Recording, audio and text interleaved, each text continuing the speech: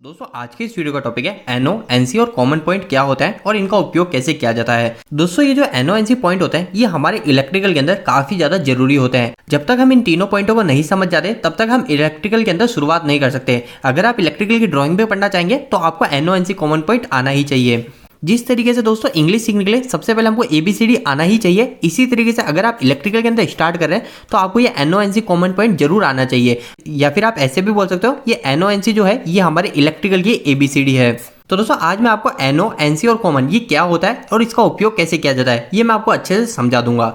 तो दोस्तों सबसे पहले हम एनओ एनसी क्या होता है यह समझ लेते हैं। तो दोस्तों सबसे पहले आपको यह पता होना चाहिए कि आखिर ये एनओ और एनसी क्या करते हैं। तो दोस्तों इनका काम क्या होता है, इनका काम यह होता है कि दो पॉइंट के बीच के संबंध को बताते हैं। दो पॉइंट के बीच के संबंध का मतलब जैसे एक पॉइंट ये है और एक पॉइंट ये है, ठीक है, ये दो पॉइंट है। इस टर्मिनल के अंदर भी आपको ये दो पॉइंट दिख रहा है, ठीक है, एक पॉइंट ये और एक पॉइंट ये। अब ये जो दोनों पॉइंट है ये दोनों पॉइंट आपस में भिड़े हुए हैं या फिर ये जो दोनों पॉइंट है ये दोनों पॉइंट आपस में दूर दूर है यानी भिड़े हुए नहीं है। तो यही चीज हमको ये एनओ एनसी बताते हैं।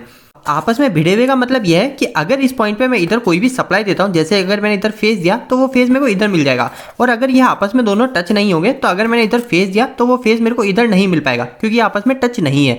तो यही चीज हमारे एनओ एनसी पॉइंट हमको बताते हैं। तो दोस्तों अब कभी भी आपके सामने या तो एनओ लिखा हुआ रहे या फिर एनसी लिखा हुआ रहे तो आपको यह तो पता चल जाएगा ये किसी दो पॉइंट के बीच की बात को बता रहे हैं। जैसे एक हमारा ये टर्मिनल है, इस टर्मिनल पे यहाँ पे एनओ लिखा हुआ है और इसके साथ में आपको यहाँ पे दो पॉइंट दिख रहे हैं। तो जैसा कि इसमें यहाँ पे एनओ लिखा हुआ है तो सबसे पहले आपको यह पता करना है ये किस दो टर्मिनल के बारे में बता रहा है। तो यहाँ पे तो हमको साफ पता चल रहा है ये एनओ इन दोनों टर्मिनल के बारे में ही बता रहा होगा क्योंकि यहाँ पे कोई तीसरा टर्मिनल है ही नहीं। तो दोस्तों अब बात कर लेते हैं आखिर ये एनओ और एनसी किस तरीके से काम करता है। दोस्तों इन दोनों की वर्किंग आपको इनकी फुल फॉर्म से ही पता चल जाएगी। जो एनओ की जो फुल फॉर्म होती है, इस एन का मतलब होता है नॉर्मली और ओ का मतलब होता है ओपन। इसी तरह के एनसी जो है उस एन का मतलब होता है नॉर्मली और सी का मतलब होता है हमारा क्लोज। तो एनओ की फुल फॉर्म हो गई नॉर्मली ओपन और एनसी की हो गई नॉर्मली क्लोज।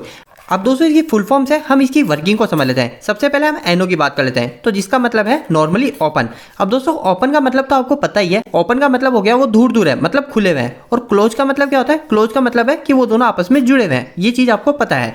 तो दोस्तों अब कहीं पे भी आपको इस तरीके से एनओ लिखा हुआ मिले तो आप साफ समझ सकते हो कि एनओ का मतलब तो होता है नॉर्मली ओपन। मतलब ये जो दोनों पॉइंट है, ये पॉइंट मैंने यहाँ पे बना दिया और ये पॉइंट मैंने यहाँ पे बना दिया, तो ये जो दोनों पॉइंट है ये दोनों पॉइंट आपस में ओपन है मतलब एक दूसरे से दूर दूर है। अगर दोस्तों आप एनओ पॉइंट का सिंबल भी देखते हैं तो वो कुछ इस तरीके से सिंबल को बनाया जाता है। ये जो सिंबल है ये सिंबल हमारा एनओ का है। इसके अंदर भी आपको यहाँ पे दिख रहा है ये जो दोनों पॉइंट है ये दोनों पॉइंट आपस में दूर दूर है।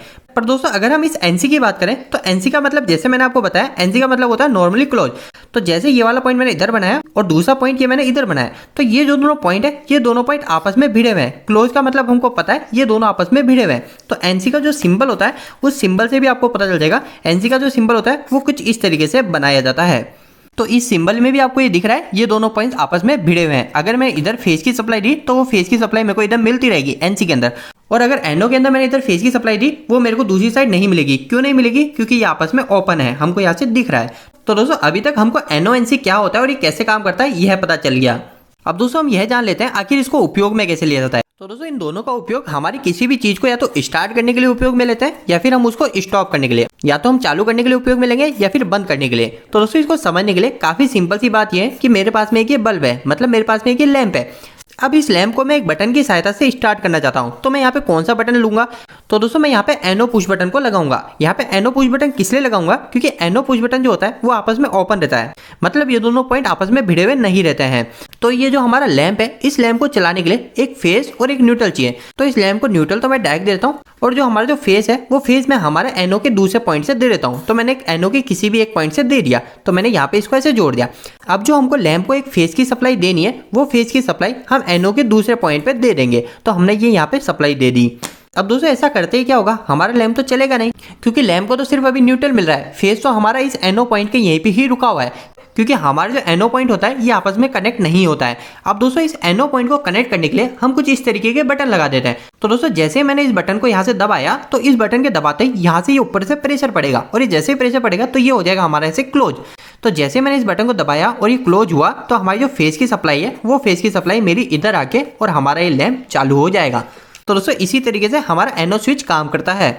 एनओ पॉइंट हमारे नॉर्मल कंडीशन में ओपन होता है और जैसे हम इसको दबा देते हैं तो ये आपस में क्लोज हो जाता है। जैसे मैं इसको दबाऊंगा ये दोनों आपस में टच हो जाएंगे। तो मैंने अगर इधर फेस सप्लाई दी तो वो फेस सप्लाई मेरे को दूसरी साइड मिल जाएगी। पर दोस्तों अगर हम एनसी की बात करें तो एनसी का उपयोग कहाँ किया जाता है? तो एनसी का उपयोग दोस्तों हमारे किसी भी चीज को बंद करने के लिए किया जाता है। जैसे दोस्तों ये एक हमारा लैंप है, इस लैंप को हमने इधर से फेस सप्लाई दे रखी है, ठीक है, ये हमारी फेस सप्लाई लैंप को मिल रही है। अब इस लैंप को मैं एक बटन की सहायता से बंद करना चाहता हूँ, तो मैं क्या करूंगा, यहाँ पे एक एनसी बटन को लगा दूंगा। तो इसको लगाने के लिए मैं क्या करूंगा, ये जो हमारे फेस की सप्लाई है इसको बीच में से काट दूंगा और फिर बाद में हमारे जो 2 पॉइंट मिलेंगे उन दोनों पॉइंट को हम इस स्विच में लगा देंगे। तो ऐसा करते ही हमारी ड्राइंग कुछ इस प्रकार की बन जाएगी। ये फेस है, ये फेस हमारा सबसे पहले इस एनसी पुश बटन में आ रहा है और फिर पुश बटन से निकल के हमारे लैंप में जा रहा है और अभी हमारा लैंप कंटिन्यू चलता रहेगा।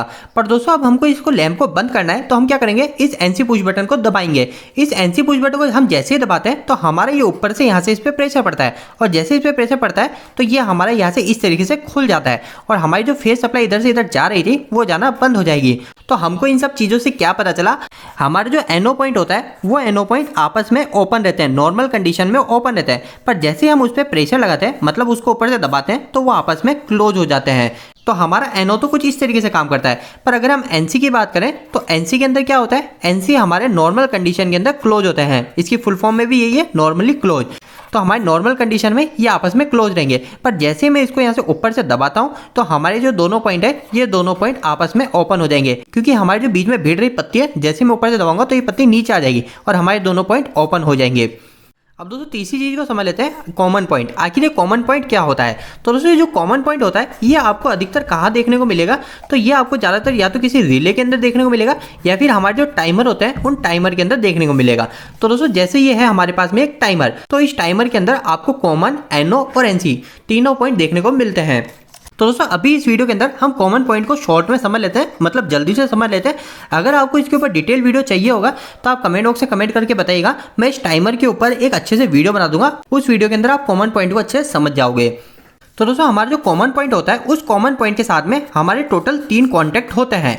3 कॉन्टैक्ट किस तरीके से होते हैं, तो इसमें जो एक कॉन्टैक्ट होता है वो होता है दोस्तों हमारा कॉमन का, दूसरा जो कॉन्टैक्ट होता है वो होता है हमारा एक एनओ का और तीसरा जो कॉन्टैक्ट होता है वो होता है एक हमारा एनसी का।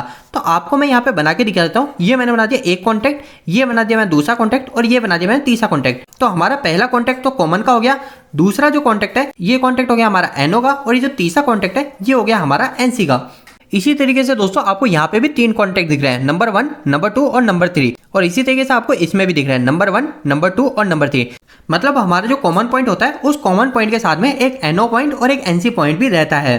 जैसे दोस्तों हमारा जो कॉमन पॉइंट है, इस कॉमन पॉइंट के अंदर मैं एक फेस सप्लाई को लाके जोड़ दूंगा, ठीक है, मैंने फेस सप्लाई यहाँ पे आके जोड़ दी। अब दोस्तों हमारा जो कॉमन पॉइंट है ये कॉमन पॉइंट हमेशा परमानेंट एक एनसी से जुड़ा हुआ रहता है, क्योंकि आप सभी को पता है एनसी का मतलब होता है नॉर्मली क्लोज, क्लोज का मतलब होता है नॉर्मल कंडीशन में जुड़े रहना। तो मैंने जो फेस दिया यहाँ पे कॉमन के अंदर वो फेस मेरे को कंटिन्यू एनसी से मिलता रहेगा।